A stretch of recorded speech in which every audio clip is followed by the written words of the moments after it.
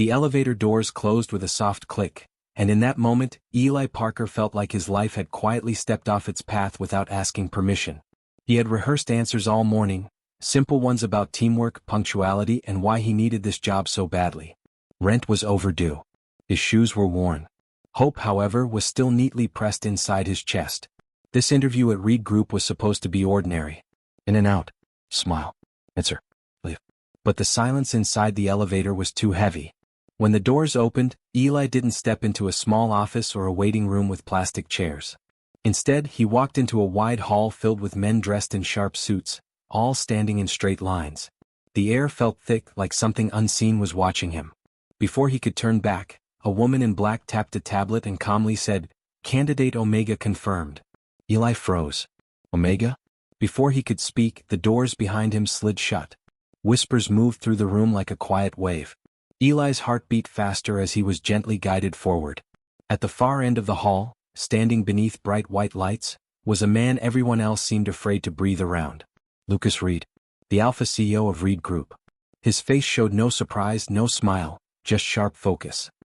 His eyes locked on Eli as if he had been waiting for him all along. A screen lit up behind Lucas, flashing words Eli did not understand. Final husband selection phase. "This must be a mistake," Eli said, his voice small but steady. "I came for a job interview." Lucas didn't answer right away. He studied Eli the way someone studies a puzzle they already know the answer to. "There are no mistakes here," Lucas finally said. "Only results." Eli felt the room spin. He had walked in looking for work, and somehow stepped into a life-altering choice he never agreed to make. His hands trembled, but he clenched them into fists. He would not fall apart here. Not in front of strangers. Not in front of a man who looked at him like destiny had finally arrived. Somewhere among the crowd, another alpha watched Eli with concern instead of judgment. Noah Reed. His gaze was warm, almost protective, and for reasons Eli couldn't explain, that look gave him just enough strength to keep standing. Eli didn't know it yet, but this moment, the locked doors, the watching eyes, the wrong room, was the beginning of betrayal, healing, and a kind of revenge that would change every rule written for Omegas like him. And this was only the first step. Eli slept poorly that night, not because the bed was uncomfortable, but because it felt too large for someone who did not belong there. The room he was given was bigger than his entire apartment. Soft lights glowed from the walls, and the curtains moved gently with the night air. Anyone else might have called it luxury. To Eli it felt like a quiet cage. Every step he took echoed with the same thought: "I didn't choose this." Morning came early. Before Eli could finish getting dressed, attendants arrived with calm smiles and firm voices. They explained rules slowly as if speaking to a child. The husband selection was not a game. It was tradition. Once chosen, an Omega could only leave by being dismissed. Choice, they said, came later. That word, later, sat heavy in Eli's chest. He was escorted into a bright meeting room where Lucas Reed stood at the head of a long table. Several executives sat nearby, watching Eli closely. Lucas didn't greet him. He didn't ask how he slept. Instead, he opened a file with Eli's name on it, already thick with information. "You adapt quickly," Lucas said. It wasn't a compliment. It was an expectation. "I didn't agree to be here," Eli replied, keeping his voice calm. "I just want a job." A pause followed. Then Lucas stood. "This program chooses the most compatible future partner," he said. "You were selected because your profile fits perfectly." Eli swallowed. Being called perfect had never felt so uncomfortable. Before the tension could grow heavier, another voice spoke. "He looks overwhelmed." Eli turned and saw Noah Reed standing near the door. Unlike Lucas, Noah smiled gently. He walked closer, stopping at a respectful distance. "He deserves time," Noah added. "Anyone would." Lucas's eyes narrowed slightly, but he said nothing. After the meeting, Noah found Eli in the hallway. "You don't have to smile if you don't want to," he said quietly. "No one should force that." Those simple words almost broke Eli. For the first time since entering the building, someone treated him like a human being, not a result. Eli nodded, unsure what to say. He didn't trust easily, but kindness had a way of slipping through cracks. As Noah walked away, Lucas watched from a distance, his expression unreadable. Two alphas. Two very different energies. And Eli stood between them, unsure which one saw him clearly, and which one would hurt him most. What Eli didn't know yet was that not all danger stood in front of him. Some of it would soon arrive wearing the face of a friend. By the third day, Eli learned that silence could be louder than shouting. Every morning followed a strict schedule. Classes, evaluations, and formal meals where every movement was watched. Eli sat straight, spoke politely, and followed rules he never agreed to. Lucas Reed appeared at most sessions, always serious, always observing. His words were few, but his presence pressed down on Eli like a heavy shadow. When Lucas looked at him, it wasn't cruel, but it wasn't warm either. "You hesitate," Lucas said during a posture evaluation. "Hesitation shows weakness." Eli lowered his eyes, then slowly lifted them again. "Or it shows careful thinking." A few people gasped. Noah, standing nearby, hid a small smile. Lucas said nothing, but something changed in his gaze. It wasn't anger. It was interest. As the days passed, the difference between the two alphas became clearer. Lucas spoke of strength, legacy, and responsibility. He believed love was built through structure and control. Noah, on the other hand, asked Eli about his favorite food, the books he liked, and the small dreams he never thought mattered. At night, Eli found himself thinking about both of them. Lucas frightened him, but also made him want to stand taller. Noah comforted him, but made his heart ache with quiet hope. Whispers began to spread among the other candidates. Why was Eli always noticed? Why did the CEO look at him longer than anyone else? Some smiles turned sharp. Some greetings disappeared completely. Eli felt the pressure building, but he refused to shrink. During a group discussion, Eli was asked what he believed an Omega's role should be. The room grew still. "An Omega isn't a role," Eli said carefully. "It's a person. And people grow when they're trusted." The answer surprised everyone, including Eli himself. Lucas studied him closely. Noah looked proud. That evening, as Eli walked back to his room, he sensed someone following him. A familiar voice called his name. "Eli." He turned and froze. Mason Cole stood there, smiling like nothing had ever changed. The same friend who once shared cheap meals and long talks about the future. The same friend who knew all of Eli's fears. Relief flooded Eli's chest. "Mason? What are you doing here?" Mason stepped closer, his smile gentle, his eyes unreadable. "I work here now. I heard you were selected." Eli didn't see the flicker of jealousy behind Mason's gaze. He didn't notice how Mason's hands tightened into fists for just a moment. All Eli felt was comfort. He didn't know yet that this familiar face would soon become the deepest wound of all. At first, having Mason nearby felt like a gift sent to soften the strange world Eli was trapped in. Mason walked beside him during breaks, spoke in familiar tones, and laughed about old memories from their hard days. He reminded Eli of who he used to be, quiet, hopeful, and unseen. When everything around Eli felt too big and too bright, Mason felt safe. Or so Eli believed. What Eli didn't notice was how Mason watched Lucas Reed. How his smiles faded whenever the CEO's attention landed on Eli. How his words changed depending on who was listening. "You're doing great," Mason told Eli one afternoon. "But you should be careful. People here don't like Omegas who stand out." Eli nodded, trusting the warning. Later that same day, Mason stood in Lucas's office. "He tries," Mason said politely, lowering his eyes in fake respect. "But Eli is very fragile. He gets confused easily. I worry he might not handle the pressure." Lucas's expression darkened slightly. "Is that so?" Mason added just enough truth to make the lie believable. He mentioned Eli's past struggles, his money problems, his nervous habits. Each word sounded caring, but together they painted Eli as weak. Lucas listened. The next day the change was immediate. Lucas corrected Eli more sharply. He questioned his answers. He watched him with a cold distance that hadn't been there before. Eli felt it like a sudden chill and didn't understand why.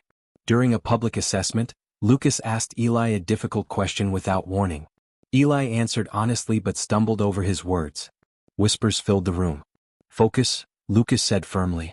"You're not ready." The words struck harder than Eli expected. Across the room, Mason looked concerned. Noah looked confused.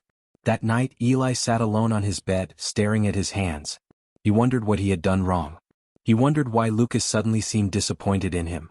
Most of all, he wondered why the place that once felt challenging but fair now felt heavy and unsafe. Outside the door, Mason paused, listening. His smile returned. Betrayal rarely comes as a loud crash. Sometimes it arrives softly, wearing the voice of someone you trust, planting doubts where confidence once lived. And Eli, still believing in kindness, had no idea the ground beneath him was already cracking. The meeting hall felt colder than usual, even though the lights were bright. Eli stood in the center of the room while the selection committee sat in silence. His name glowed on the screen behind him, surrounded by notes he hadn't written and judgments he hadn't earned. Lucas Reed sat at the front, his posture straight, his expression unreadable. "We will review recent concerns," Lucas announced. Eli's heart tightened. One by one questions came. Why had Eli missed a small deadline? Why did he seem unsure during evaluations? Why did others report that he struggled under pressure? Eli answered honestly, but the words felt thin against invisible weight. Finally, Lucas spoke again. "Trust is important," he said. "And right now I'm not convinced." The sentence landed like a quiet break.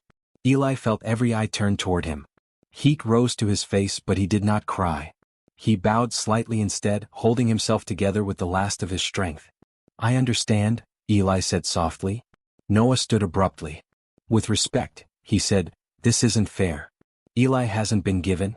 "Enough," Lucas interrupted. The room fell silent. Later in the hallway, Noah caught up to Eli. "I'm sorry," Noah said, voice tight with frustration. "I don't know where this is coming from." Eli shook his head. "It's not your fault." But inside something cracked. That evening, Eli sat by the window of his room, watching the city lights far below. For the first time since arriving, he let himself feel the hurt. Not anger, just deep sadness. Being doubted hurt more than being trapped. He thought of his small apartment. His quiet life. How simple things used to be. A message appeared on his tablet. A reminder, "You may be dismissed at any time." Eli stared at the words for a long time. Then slowly he stood. If this place wanted to break him, it would fail. He wouldn't beg. He wouldn't disappear. He would learn. He would grow. And when the truth came out, he would be standing tall enough to face it. Outside his door, Mason watched through the glass panel, eyes sharp and satisfied. Inside, Eli made a silent promise to himself. He would never let anyone decide his worth again. Change did not arrive loudly. It came quietly, like a steady breath after a long cry. The next morning, Eli woke before the alarm. Instead of fear, he felt something new, resolve. He dressed neatly, straightened his shoulders, and looked at his reflection. He didn't see someone broken. He saw someone learning. Noah noticed first. During a training session, Noah sat beside Eli and spoke in a low voice. "You don't have to prove anything to them," he said. "But if you want to grow, I can help." Eli nodded. "I want to grow." From that day on, Noah became his guide. They met in quiet rooms and empty libraries. Noah taught Eli how the company worked, how meetings flowed, and how confidence could be calm instead of loud. He never rushed Eli. He never judged him. "You don't need to change who you are," Noah said once. "You just need to trust it." Slowly Eli did. He spoke more clearly during discussions. He asked questions without fear. When others doubted him, he no longer shrank. His voice stayed steady. Lucas noticed the change.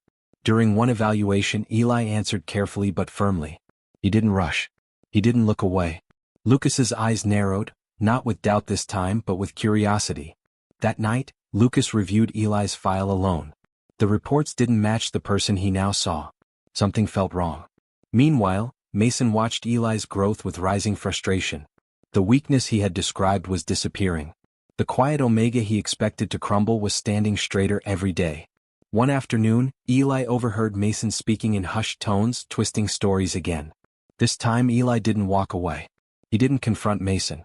He listened. Healing, Eli realized, was not about becoming soft again. It was about becoming wise. And as he gathered pieces of truth, Eli understood something important. Strength did not mean fighting back right away. Sometimes it meant waiting until the moment was right. The truth did not arrive by accident. Eli carried it carefully, piece by piece, until it was ready to be seen. For days he observed quietly. He noted times, words, and changes in tone. Mason's stories shifted depending on who listened. What he told one person never matched what he told another. Eli wrote everything down, not with anger but with focus. Noah noticed the calm in Eli's eyes. "You're planning something," Noah said gently one evening. Eli nodded. "I'm choosing myself." The opportunity came during a full committee review, where all candidates were asked to speak about trust. Lucas sat at the center, listening carefully. Mason stood nearby, confident, unaware. When it was Eli's turn, he didn't defend himself. He didn't accuse anyone. He simply spoke the truth. "I was told I was weak," Eli said calmly. "That I struggled and caused concern. But the words never matched my actions. So I started listening more closely. He presented records, timelines, small details that connected into one clear picture. The room grew silent as the truth unfolded. Mason's smile faded. Lucas's expression changed. Finally, Eli turned to Mason. "You were my friend," he said quietly. "That's why this hurt." Mason tried to speak, but the words failed him. The lies could not stand without the trust they depended on. The committee acted swiftly. Mason was removed from the program. After the meeting, Lucas approached Eli alone. "I was wrong," Lucas said. The words were heavy but honest. "I should have looked closer." Eli nodded. "I learned to." Noah watched from a distance, pride clear in his eyes. That day Eli did not feel victory. He felt relief. He had faced betrayal without becoming bitter. And for the first time since walking into the wrong room, he felt truly seen. The room felt different after Mason was gone. Not quieter, but clearer. Eli noticed it immediately. People met his eyes now. Whispers stopped when he entered, not out of fear, but respect. The story about him had changed, and this time, it was closer to the truth. Still, Eli did not feel proud. He felt tired. Healing, he learned, was not a straight road. Even when the pain was explained, it did not disappear all at once. Some nights, Eli still woke with his chest tight, remembering how easily trust had been broken. Lucas Reed asked to speak with him again. This time there was no audience. "You handled the situation with restraint," Lucas said. "Most people would have sought punishment." "I didn't want revenge," Eli replied. "I wanted fairness." Lucas studied him for a long moment. "You're stronger than I thought." Eli met his gaze calmly. "I always was." The words surprised them both. Instead of punishing Mason harshly, Eli made one request: to speak during the next public session. When the day came, all eyes turned to him. "I don't want anyone removed out of anger," Eli said. "I want the rules changed. No one should be forced to stay without being heard." The room fell silent. Mrs. Reed, who had watched quietly from the beginning, finally spoke. "And why should we listen to you?" "Because I stayed," Eli answered. "And I learned." The decision shocked many. The program's rules were revised. Candidates gained the right to speak freely. Dismissal was no longer a threat used in silence. This was Eli's revenge, not pain but change. Noah found Eli later in the garden. "You didn't just protect yourself," he said softly. "You protected others." Eli smiled faintly. "I didn't want anyone else to feel small." Across the glass walls above them, Lucas watched. For the first time, he did not see an Omega who needed to be shaped. He saw a partner who could stand beside him. And that realization unsettled him more than any challenge ever had. The air between the three of them changed in a way no rule could measure. It happened slowly, in glances that lasted a second longer than needed, in conversations that carried weight even when spoken softly. Eli felt it most clearly during quiet moments, when he realized he was no longer afraid of the future. Lucas was the first to speak. He asked Eli to meet him in the conference room after hours. No staff. No observers. Just honesty. "I built my life on control," Lucas said, standing by the window. "But you don't fit into control. You challenge it." Eli listened without interrupting. "I care for you," Lucas continued. "Not because you were chosen, but because you chose to stand." Eli's heart beat faster, but he stayed calm. "I won't belong to anyone who decides for me." Lucas turned and nodded. "Then decide for yourself." That was the moment Eli knew Lucas was changing.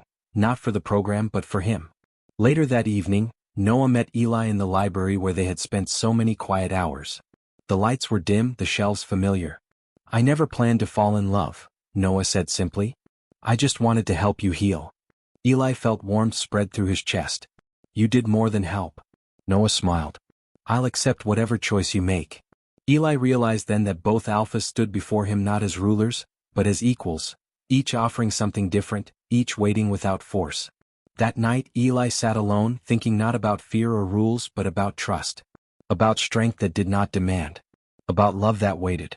For the first time the choice was truly his. And whatever he decided next would shape more than his future, it would change theirs too. The morning sun spilled across the glass walls of the Reed Group building, but Eli felt no rush. Today he would make the choice that had been his all along, not one forced by rules, whispers, or false friends. He walked through the garden, the same place where Lucas had first admitted his respect and Noah had shared quiet guidance. Eli had grown here, stronger, wiser, and finally certain of himself. Betrayal had tried to break him, but healing and patience had forged something better: clarity. Lucas was waiting as he often did, perfectly composed. His cold demeanor had softened over time, but the intensity in his eyes remained. "Eli," he said simply, "whatever you choose, know that I respect it." Noah approached quietly, a reassuring hand brushing Eli's shoulder. "And I will support you too," he said. "Always." Eli took a deep breath.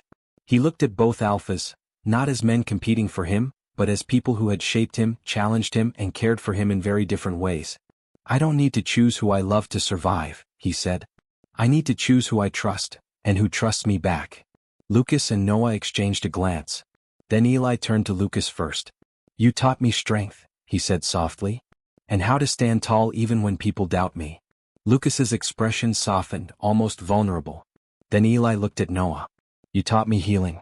You reminded me that I can be myself even when the world tells me I can't." Noah smiled, pride and relief mixing in his gaze.